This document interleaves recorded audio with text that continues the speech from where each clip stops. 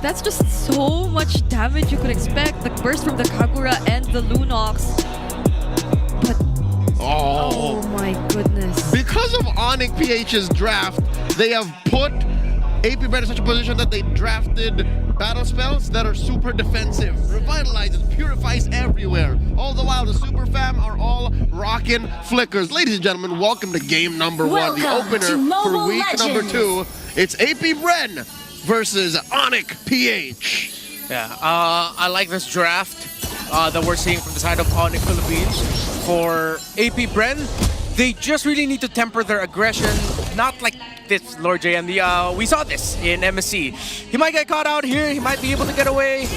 Nope, not looking good. That's the first blood for Brusco. Oh my goodness. We were expecting the damage from Onic, but indeed it will take time. So that was such an aggressive start from Apbren here, or for Onic.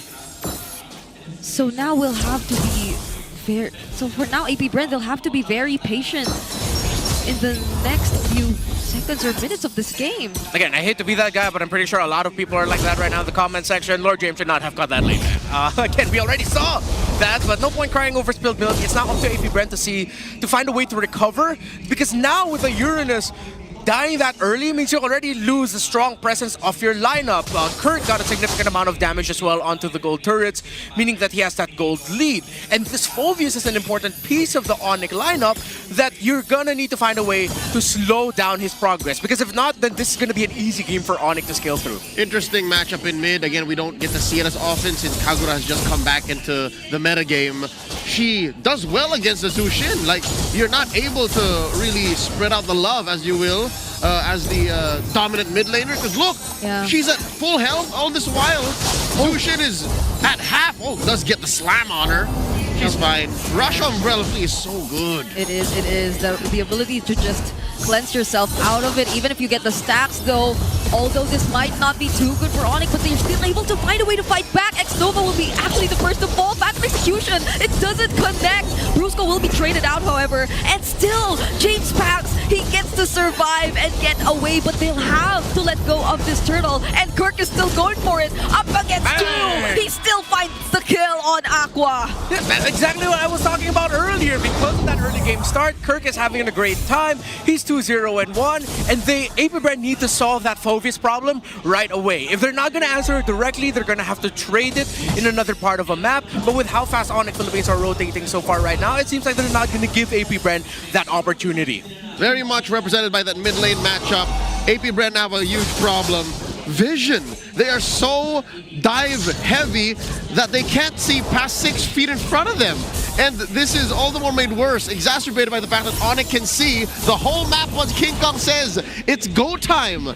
Apbren can't find initiations nor keep themselves safe up top. And that guy who you could probably expect to get all the information for you is just struggling to even hold his own lane up against Kirk. So even though we were talking about how tanky this lineup of Apbren could potentially be in soaking up the damage, then the mere fact that they're losing in the EXP lane will make it so hard for them to do that.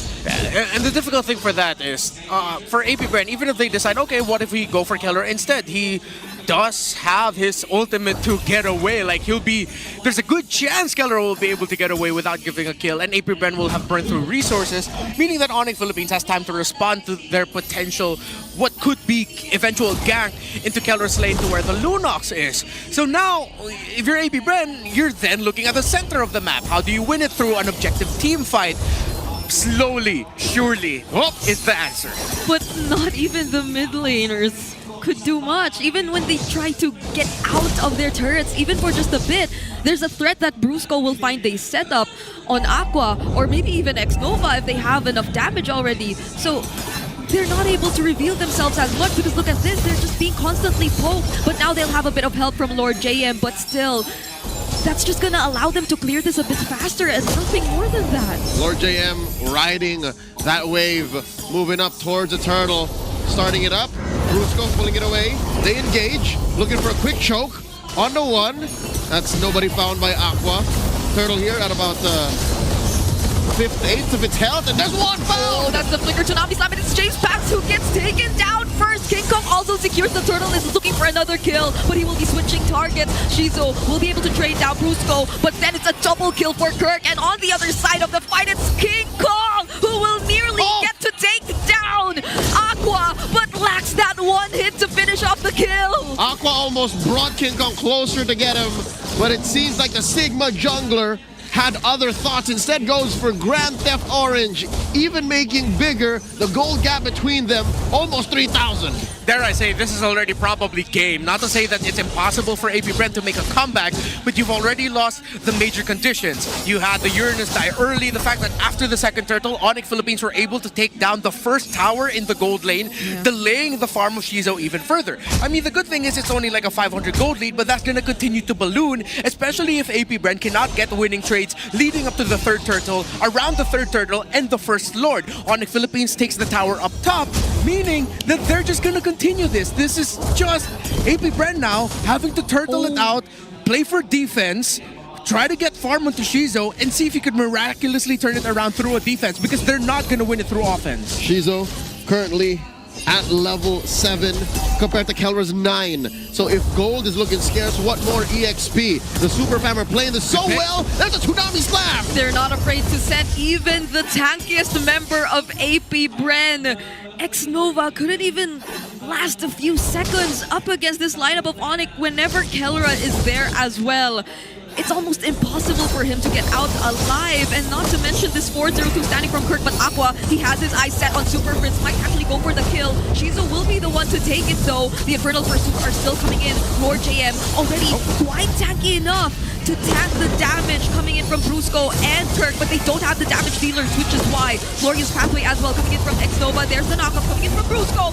Lord JM will fall unstoppable for Kirk, and also a double. It's only X-Nova left all alone. Dark Wave connects as well, and he'll have to disengage after losing all his teammates. Impressive work by X-Nova, finding Kelra as soon as he leaves the darkness and the light, but where was the follow-through? Again, that's where you see the 4K gold difference coming into play. Yeah, and this is what I was saying earlier. Apbren, gotta commend them for trying to find something and not just being purely defensive. But once they got that kill onto Super Frizz, they should have just backed off, accepted that they got a win, find another win elsewhere. Because, not like that!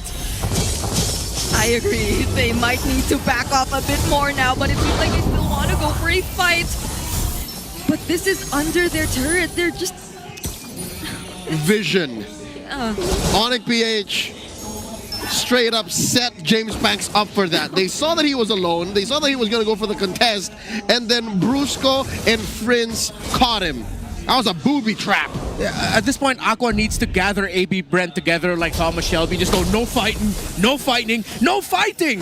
And you cannot fight at this point, really. If you are Apbren, try to play for the defense. Man, I love Breaking Bad. There's another Mountain Shocker too. There's just no escape if you're Apbren. You're always spotted out by Onic Philippines. See, it's not even a fight that they're looking for, but now in comes Kirk!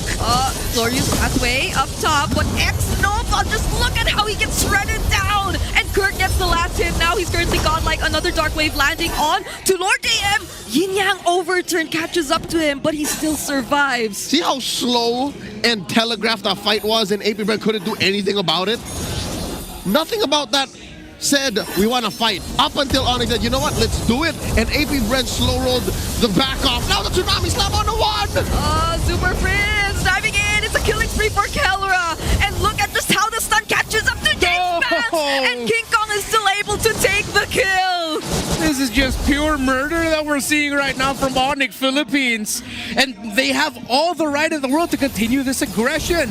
Apbren cannot stop them. They completely flopped in the early game. They lost control of it with that first death up top by Lord JM, significantly losing the battle for the first turtle. This is Onic Philippines winning their early game, translating that into objectives, into farm, and just pure utter domination. From Super Fam to Super Dam. Nothing about Onic PH's lineup is finesse. It's literally just, we will kill you when we see you, and then take things along the map. They literally have just one piece of reliable CC. It's just Brusco. Everything else is made to follow through on that initiation.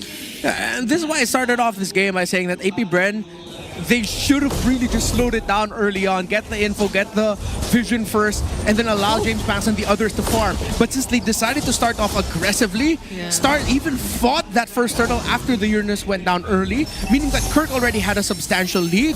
Well, they clearly, that's why they are here in this situation right now. 10,000 with Onic up, and they got that Lord, the first Lord of the game for free. These instances of the Hisun-Shin winning out the early game instead of the Lancelot that kind of spells out it's really bad. Interesting stroke of genius here by Onic. They delayed taking the Lord. So instead of it spawning at 10:15, it spawns at 10:45, possibly when all of the Holy Shields have gotten popped. Yep. It buys them a little bit more time. The minion waves weren't completely set up, and delaying that Lord a little bit more allows them. And here it comes out now, and with the minion waves going out with the Lord and everything else, they'll be able to pop Holy Shields, probably get a turret or two. Yeah, James Max denied them of that Holy Shield up top though. Yeah. So at least they still have that, but this Onic, this lineup has all flickers intact. So there is a very high chance that they can go for a very aggressive setup because they have the tools to burst out whoever they want to go for anyway. Throw bodies. Here we go, Mount Shocker started up by King Kong. They know where everyone is. They're inside the base, breaking it down in mid. Oh my goodness, they didn't even have to use any source of ground control! They nearly take out Lord JM with just Kelra and the Chaos Assault, and they gain access to the base. It might be actually ending here. Apbren doing their best just to defend, but their base is a few hits away from being taken down. Now Onic takes on the fight. Kirk is legendary, and this is looking to be it. The Super Fab takeaway game number 1.